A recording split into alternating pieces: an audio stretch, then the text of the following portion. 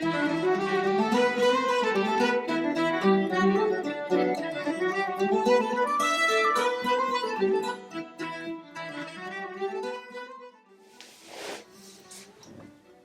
everybody and welcome back to my channel. I am Sam. I'm an artist, an aspiring knitting designer coming to you from Dublin in the Republic of Ireland.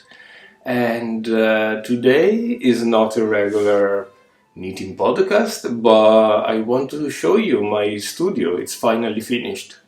If you have been following me in my previous update, in my previous podcast, I was telling you that I was embarking in a quest to reorganize my art studio. This is my spare room, but not needing a spare room at the moment, I turned it into a craft place, a crafty studio. And it got so messy that I really couldn't work in it. And I found myself bringing my craft, my knitting, my artworks into the living room and create from there. So I really wanted to get a better use of this space, and I think I did a decent job. I got some new furniture, some new organizing materials. Is far from being finished. It's quite spare. We do need some pictures on the wall, maybe a nice clock, a few more organizing bits over here, but all in all is getting along quite nicely, and the major pieces of the refurbishment are done. And yeah, if you would like, I would like to bring you with me and let's see what I have in my craft studio. So I had never done this before. It might be tricky with the sound and the camera, but we'll try to make the best out of it, and we will go clockwise. So let's start from this side. So let's start with this cabinet here. I got this cabinet and the bookshelf that you will see in a second from a very local furniture shop, which is about a kilometer from this house. And when I went there, they told me to order all the furniture that I've seen in the showroom online on the website, which was great because they gave me a 10% discount. But when I placed the order, I noticed that they shipped their stuff all the way from Germany, which defeated completely the purpose of me buying local and killing carbon footprint and all of that. Crazy. I will probably never do business again with them. But this cabinet is made out of cheap wood with a nice cover. It looks like real wood. The fact that it's cheap wood made it a little cheaper, which is great. It has a lovely sliding door, so that I keep the dust at least from the major part of the cabinet, which is more precious. On the top of the cabinet I have my printer. It's a Epson EcoTank. You basically fill this box here, this tank, with ink. It's not the best printing quality, but it's very cheap and does the job for printing patterns, documents and stuff like that. And a scanner. This is a Canon Light 220. It's a very good scanner for artworks. Inside here we have two compartments. On the first one I have some knitting stuff. These are my Notion pouches, some knitting needles, a couple of watercolor palettes, and these are absolutely beautiful, and it's the stuff that I use more or less on a regular basis. I am quite in order of watercolors. I have so many, and you will see around this room how many watercolors I have. Slide in the door. We have on the top here all my vintage camera equipment. I got gifted from my dad this camera here.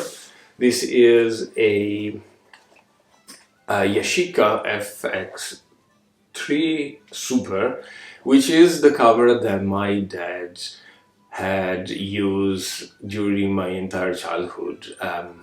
He bought this when I was born. It took so many photos of us. We have albums and albums, and I always see my dad, I don't know, hiking, holding the camera, or going to work and have a camera around the family with a camera, always with a camera.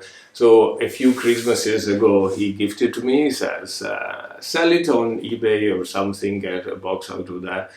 I couldn't even think of selling it. This is such a big memory for me that I restored it, and is now a perfectly working vintage film camera.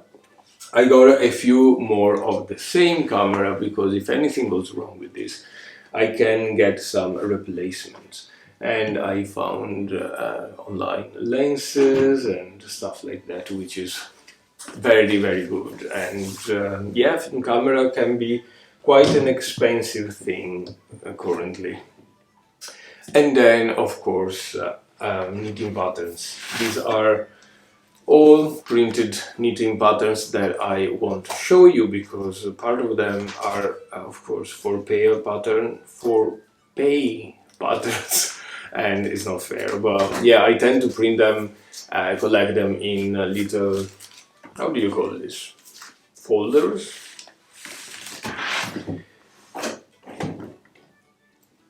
Right, so this is done. I do like the sliding door because I kind of feel to keep the cameras hidden and dust free. It's quite nice. Let's move up to the desk. So this is the main piece of the entire refurbishment. Is a desk made out of chestnut wood. It's real wood. I saw this desk in a design show when I was visiting Dun Laoghaire, which is a seaside town nearby, and I fell in love and I was like, I must have this. It's absolutely gorgeous. It's a very simple desk, but very large and sturdy. It has a drawer that is currently empty, but I plan to put some painting paper probably. It's really shallow, which is quite interesting and very good for painting paper. Then I put this glass cover on the top because I feel like if I'm painting using craft materials, I don't really want to stain the wood. And I'm not quite sure how to care about the wood itself. So if you have any recommendation, please leave me a comment below. On the top of the desk, I put this little box here. This is made out of wood. Once again, my dad made this. It's meant to be like a pencil case, pencil holder. And inside we have some beautiful wooden pens that he actually made himself as well. They are really precious. He does like to do craft works like this. It's sort of a thing. Since he retired, he just got into wood turning and wood making, and we have some of the family stamps. My family has like a crest, and we do have wax stamps, all of us, with initials and crest and some, how do you call this, wax. I like to keep this on the top of my desk just because it's handmade, it's made by my dad, and it looks very nice on the desk itself. I got a orchid plant which is not doing quite well, but yeah, I probably need a replacement or to figure out how to save it. And of course a mouse. This has always been with me since I was a musician. Is like I used to put this mouse on the top of my piano when I was playing, and when I was playing in a band. I was playing in a rock band as well. This lived inside of the drum set. Well, yeah, it's a funny little mouse.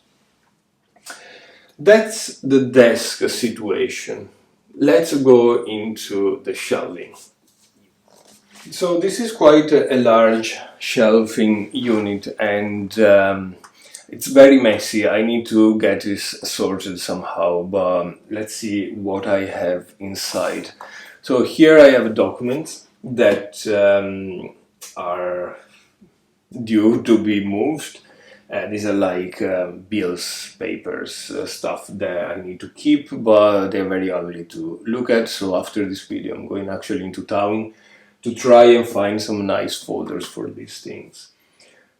Paper, there's drawing paper, there are more folders, some writing papers, some more watercolor. This is from Sakura, and it's a beautiful Japanese watercolor set. I really love this. I don't use this as much as I should. Some new sketchbooks. This is from Hahnemühle. It's probably my favorite sketchbook.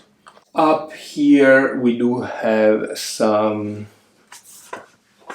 what you call it, pigment powders. These are to make paint. I have done a few videos before on how to make paint from the pigment powders, and I put them in these lovely apothecary jars, and they look very nice on the shelf. Down here we have more paper, my light box with a unfinished watercolor that I need to take care of. Some new sketchbooks of different formats. This is from Moleskine, for example. And of course, a sewing machine. Whoa. This is a Singer heavy-duty sewing machine. This is my very first sewing machine. I don't tend to use this as much as I should. It's very clunky, very noisy, very difficult to use, but it has a lot of stitches, it's very sturdy, and yeah, I keep it covered with this thing because I don't really want to get dust on the top of it. And over here we have another sewing machine. This is extraordinarily heavy, but it's a vintage Singer sewing machine that I bought a few years ago because I was trying to get one for my sister, and there were missing parts and it didn't work, so I bought this one to get spare parts. Going on, I was like, I should probably make this working as well, so I got a third one for spare parts, and this is now working as a clock. It's super beautiful, and I really use this a lot, much more than the new Singer one. So then up here we have a Monopoly game. This is actually an Italian Monopoly set that belonged to my mom. I remember playing with this a lot when I was a child, and I brought it to Ireland with me. It's a nice memory. I think it's nice to have 3 generations of children playing with the same game, so yeah, it's lovely. And this box, sorry for the noise, contains brushes, or my collection of brushes. We have water brushes, we have some watercolor brushes, some Chinese calligraphy brushes, some spatulas as well, very useful for painting. And these are my very favorite. These are trowel brushes from Escoda. They come in this little tube that you can post like this, so it gets a full length, but then you put it back into the tube and you can carry the brush safely. They don't come cheap, just saying that. And I keep them in this box, which was probably an Easter egg box or something that way. Let's continue going up. We have a pencil holder. These are just regular pencils that I write with, an highlighter, some of these dip pens, bits and bobs, I like to call them. In this little box here we have envelopes of every kind and type. I do like to write letters very much, and I do enjoy having nice envelopes. More pigments, as you can see, they are still in their original paper box inside. I should probably take them out, label the jar, and so on. Then, of course, my camera equipment. The camera is actually over there. It's basically you, and a lovely ceramic palette that I do use on a regular basis as well. This is really helpful for watercolor. Up again, we do have a box full of sewing materials. We have a lot of thread, scissors, my what is this called? Blocking needles, some Holst Garn super soft. It's the last few threads. I'm gonna use this for a quick project, but I will update you very soon. Some of this mercerized cotton for crochet works and stuff like that, and more bobbins. So this is kind of my sewing box. And then here we do have a lovely vintage teapot with a color pencil. These are Faber-Castell Polychromos. I do like to add a little bit of color, pastel color into my watercolor. I find it a nice touch. And I bought all of these collection of pencils one by one as I needed the color. And then someone gifted me for Christmas a giant box of the same pencils, and I so very seldom use them because look at them. They are just the prettiest thing ever, and these are the full range of colors that Faber-Castell have in their pencils, in their Polychromos. They are just too beautiful to use. Eventually I will get to there, but for now they are sitting proud in my bookshelf, and I am enjoying admiring them every now and then. This is not probably a flattering angle for me, but let's start from this box here. This is full of painting stuff. I do have some gesso, which is used to prime canvases where you paint as a first layer, so the color can stick to it better. I got a few different iterations of that. Some painting medium. This is my favorite, is a Liquin from Winsor & Newton. This basically, it's a paste, a gel that you mix with the paint and allows the paint to dry quite fast. And so you get a painting done in a week rather than waiting a month, which is really helpful. And some more watercolor palettes. I got these, they are Koi watercolor. I love them. I don't use them as much as I should because they're so difficult to find in Ireland that yeah, I need to be parsimoniously with that. And then some staplers. Nothing much. This is my kind of art box.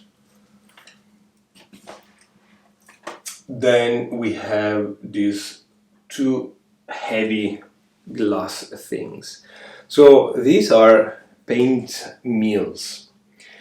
You use the pigments that I showed you before with some linseed oil on a slab of glass. You mix the two, and with this meal you grind your paint, your pigments into the oil, so it becomes a fine paste, a powder, and you create your own paint. And it's a process that I do love doing.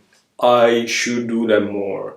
The paint that you make yourself is so much more brilliant than the one that you buy in the tubes.